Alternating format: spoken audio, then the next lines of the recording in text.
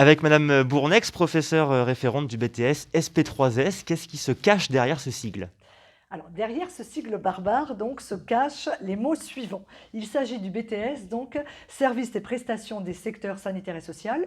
C'est donc un technicien qui travaille en grande proximité avec les professeurs, avec les professionnels du secteur sanitaire et social, et tout ceci dans une grande logique de réseau, évidemment.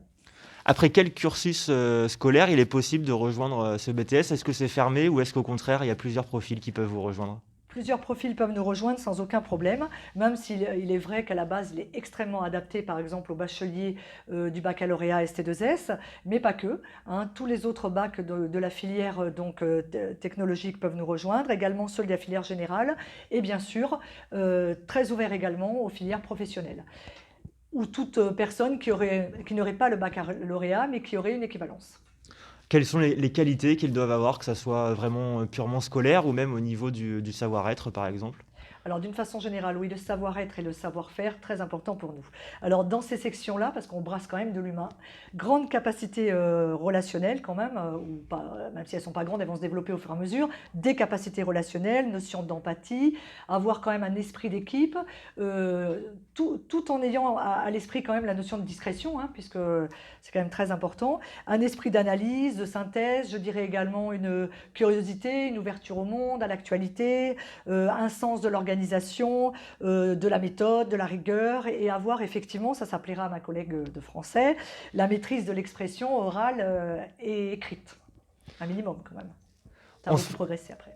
on se projette dans le futur, Madame Bournex. Je viens d'obtenir mon BTS, je suis étudiant en fin de BTS. Quelles sont les opportunités qui s'offrent à moi, que ce soit au niveau vraiment scolaire ou au niveau professionnel? Alors, vous avez deux solutions. Donc, soit vous choisissez de poursuivre vos études, vous vous inscrivez dans le cursus LMD. Donc, principalement, c'est vrai, on a des élèves qui poursuivent en licence, soit licence générale, soit licence professionnelle. C'est quand même plus adapté après un BTS. On a des élèves également qui poursuivent après leur licence pro en master. On a plusieurs diplômés de master, que ce soit après dans le domaine, par exemple, de l'intervention sanitaire et sociale, de la gestion de petites structures sanitaires ou sociales, dans le RH, et beaucoup, un domaine d'emploi qui se développe beaucoup, c'est dans le domaine de l'économie sociale et solidaire. Donc là, très à la mode en ce moment.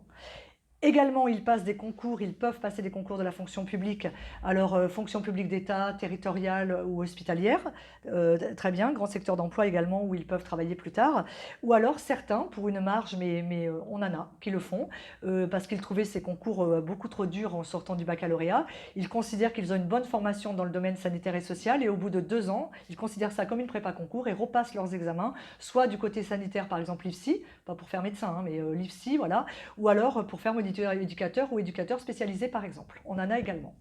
Est-ce que vous pouvez nous donner deux, trois noms d'emplois justement auxquels ils peuvent prétendre ces Alors oui, étudiants? voilà, et exactement. Ça, je pourrais vous parler de ça en les liant effectivement au secteur également d'emploi, parce qu'ils peuvent être embauchés, comme je vous disais tout à l'heure, dans des secteurs mais vraiment divers et variés, hein. Les métiers sont complètement différents.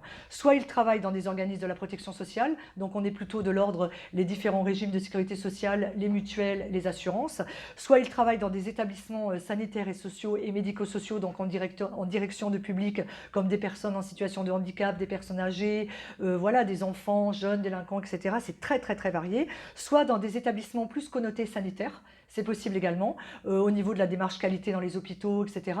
C'est vraiment très varié. Et on les appelle, suivant là où ils sont, soit des gestionnaires conseils, soit des responsables de secteur, surtout dans l'aide à domicile, soit des coordonnateurs d'activités sociales en direction de publics ciblés, comme les personnes âgées, handicapées ou autres, soit des conseillers d'action sociale, soit des assistants médicaux quand on est dans le domaine sanitaire. Donc vous voyez, ça peut être très varié, et c'est vraiment, voilà, le panel est très large quoi en fait.